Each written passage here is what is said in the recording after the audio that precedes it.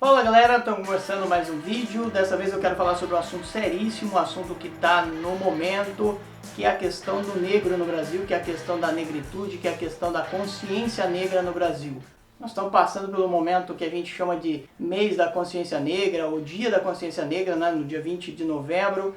E é um momento em que as pessoas precisam refletir sobre o que elas são, sobre como elas se comportam, como elas veem o outro, como elas encaram a diferença, a diversidade e assim por diante. Então a gente precisa pensar essas questões que são importantíssimas para a nossa vida, para a vida dos outros, porque a gente tem que entender que a vida ela inclui uma diversidade enorme de pessoas, de cores, de formas de vida, de escolhas, infinidade de coisas que a gente deveria incluir, que a gente deveria dar opção, que a gente deveria acolher essas pessoas, ou no mínimo respeitar, que a gente deveria reconhecer como uma coisa tão igual, tão necessária, tão boa, tão excelente quanto qualquer outra cor, né? Então não deveria existir uma diferença, uma superioridade de uma cor em relação à outra. Mas a gente sabe que essa não é a realidade do Brasil. A gente sabe que o Brasil é assim, é um país preconceituoso. Muita gente diz, não, o Brasil já não tem mais preconceito, racismo não existe mais no Brasil. É só a gente pegar os exemplos da mídia de maneira geral, os vários casos de crimes, os vários casos de exclusão, ou os vários casos policiais, a gente vai ter uma ideia do que eu estou falando, uma ideia de como o negro no Brasil é excluído, de como o negro é visto ou mal visto por uma parte da sociedade. A gente pega, por exemplo, o caso de um negro e um branco andando na rua. Em São Paulo, por exemplo, que é a maior cidade do Brasil, a gente vai ver como a polícia encara essas duas pessoas, o negro e o branco. A gente vai ter uma ideia de como a polícia reage a determinadas situações, como ela olha para o negro, como é que ela olha para o branco. Evidentemente, se a gente parar para pensar, a gente vai entender como o negro é discriminado. E não vai ser difícil a gente perceber como a polícia vai olhar para o negro de uma maneira muito mais preconceituosa, com uma mente muito mais preparada para julgar, do que um branco que anda na rua, de repente usando um terno, mas que pode ser um criminoso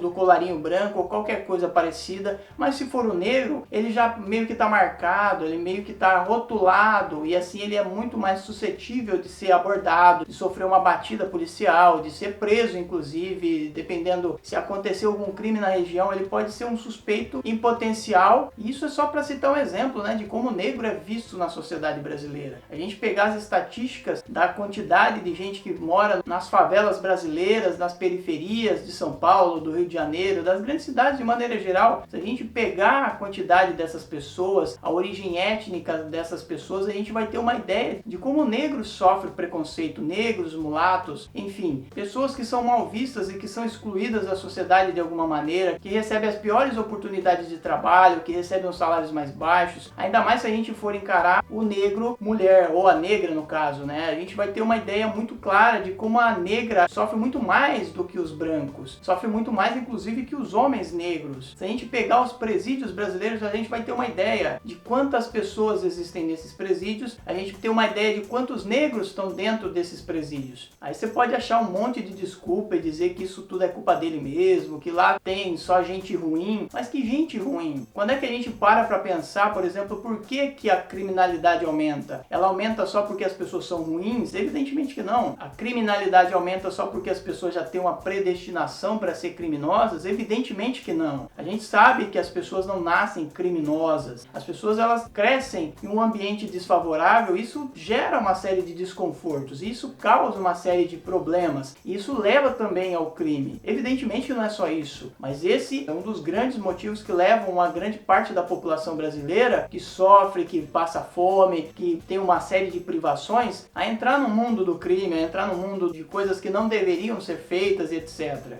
E aí a gente tem o caso da aplicação da lei, né? Quando as pessoas são julgadas, como é que elas são julgadas, como é que elas são encaradas diante da lei. Porque a gente tem pela Constituição Federal que todo mundo é igual perante a lei, mas uns são mais iguais que outros. O negro é visto de uma maneira diferente perante a lei. A gente sabe disso. Os mulatos, as pessoas de cor, têm um tratamento diferenciado pela polícia, pelos juízes, por quem julga essas pessoas, para quem olha para uma forma de vestir, uma forma de se comportar, que não é o padrão da sociedade civilizada, sociedade culta, uma sociedade que é encarada como a ideal. Esses negros, esses mulatos, eles são excluídos, e excluídos de forma psicológica também, porque todo dia eles sofrem sofrem o preconceito, eles sofrem com a zombação, eles sofrem com bullying, eles sofrem com uma série de coisas na escola, por exemplo. E nós, professores, sempre acompanhamos essa questão. A gente vê como os negros sofrem na escola. Até mesmo quando a gente vai falar sobre temas relacionados a isso, sobre a escravidão, sempre gera um desconforto, sempre gera uma questão de baixa autoestima e assim por diante. E aí a gente tem que pensar o seguinte, a questão da inclusão. Como é que a gente inclui essas pessoas? Como é que a gente promove um tratamento mais igualitário em relação a essas pessoas? É claro que também não adianta só criar leis, é claro que não adianta só ficar criando regras, porque as pessoas estão cheias de regras. O mundo está cheio de leis que não são aplicadas, leis que são criadas, mas na prática elas não funcionam, né? Então a gente precisa criar formas práticas de inclusão, programas de inclusão, projetos que promovam a inclusão dessas pessoas na sociedade de maneira geral, que criem um tratamento mais igual e mostrar para as pessoas que não sofrem com o preconceito que ser diferente também é legal, ser diferente também é bonito, ser diferente é assim que deve ser, e não existe gente igual, ninguém é igual a ninguém. E na questão da cor isso é muito latente, as pessoas estão muito acostumadas a identificar pela cor, a julgar pela cor. Então é preciso criar programas para incluir as pessoas, é preciso criar formas de abordar a questão racial na sociedade. Racial, quando a gente fala, também não é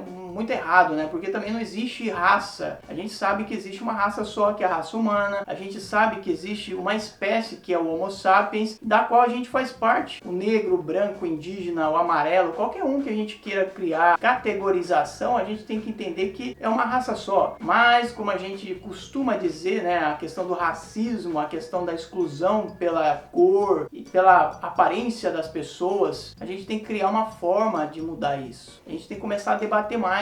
E ultimamente a gente está fazendo o contrário, a gente está parando de debater, a gente está parando de pensar como incluir essas pessoas. E o preconceito ele está voltando com muita força. Muita gente está aflorando esse sentimento de exclusão em relação ao outro. Muita gente está se sentindo à vontade para dizer o que pensa, mas quando elas dizem, elas impõem um jugo muito forte sobre outras pessoas que são tão iguais ou deveriam ser tão iguais em direitos, em inclusão, em pensamento, em oportunidades, enfim. A gente nem deveria pensar nessas questões, mas nós devemos, porque nós não temos uma sociedade inclusiva. O Brasil não tem uma sociedade inclusiva, assim como os Estados Unidos, um país de primeiro mundo, não tem uma sociedade inclusiva. Então, nesse sentido, nós somos obrigados a pensar isso. Uma questão que já deveria ser batida, que já deveria ter sido vencida com o tempo, né? Desde a abolição da escravidão em 1888, a gente já deveria ter vencido essas questões, mas elas não foram. Isso porque o racismo no Brasil, como diz o Silvio Almeida, é um racismo estrutural, ele está dentro da sociedade, às vezes a gente nem percebe que é racista, às vezes a gente nem percebe que está impondo preconceitos sobre as outras pessoas, especialmente os negros, os índios, as minorias. Às vezes a gente age e acha que está agindo de maneira natural. E o racismo no Brasil é tão estrutural quanto a pobreza. Nesse sentido, não adianta a gente incluir o negro e tornar ele igual aos brancos pobres. Não adianta a gente só dizer, ó, esse cara que é negro é igual ao branco, mas quando os dois são pobres, isso não adianta. Não adianta a gente viver numa sociedade desigual, uma sociedade em que tudo é controlado por uma minoria, pela elite. A gente tem que começar a pensar em formas de divisão. Só que o problema é que atualmente a gente falar em divisão é taxado de comunista. As pessoas não entendem essa questão da divisão.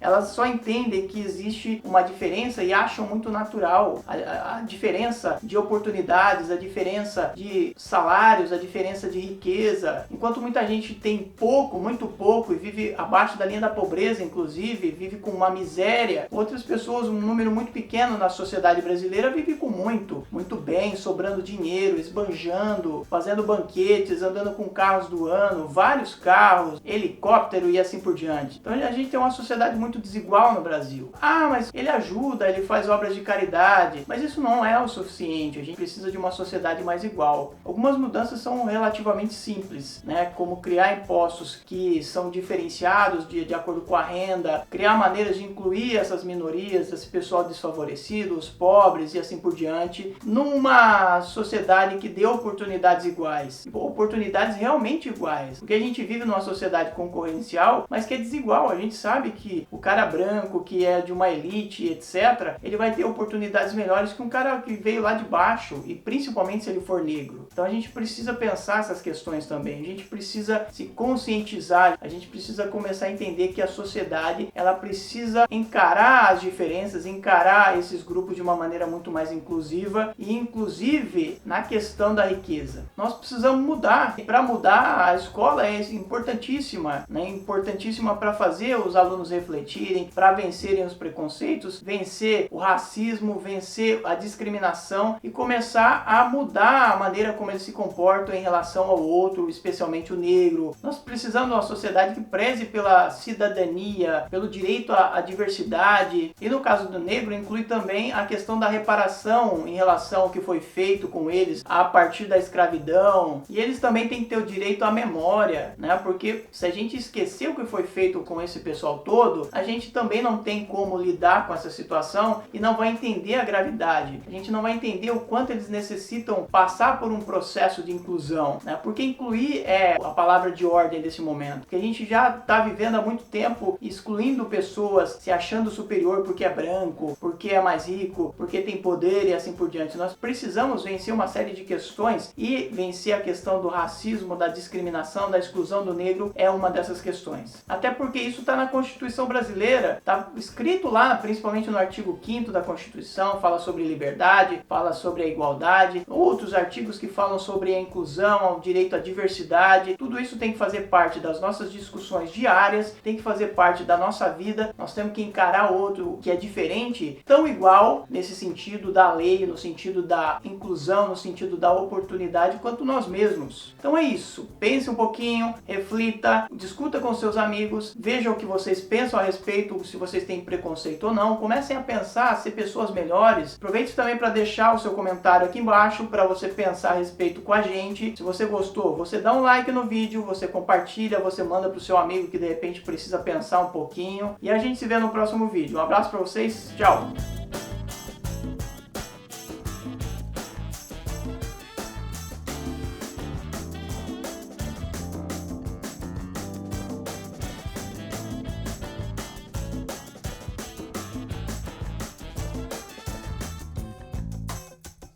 Mm-hmm.